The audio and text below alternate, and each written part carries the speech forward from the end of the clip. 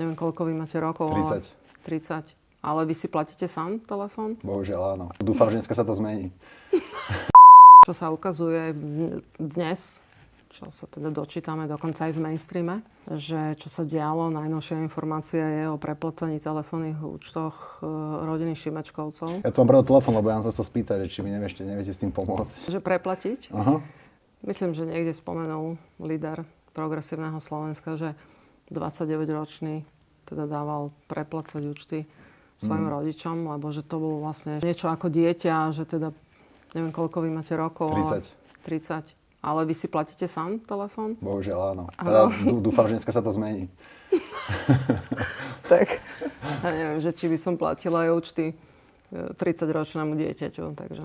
Tak ale tomu neplatili účty rodičia, tomu platili účty štát. Kvázi. Áno. To sa platilo z toho občianskeho združenia, nie? No veď v podstate asi všetko, veď už sa nábytok sa platil. Toto občianske združenie Fórum teda bralo granty z rôznych asi ministerstiev, ale aj z kultúry. Ale mali duplicitné až triplicitné. Hej, a z toho platili Šimečkový telefón. Tak napríklad.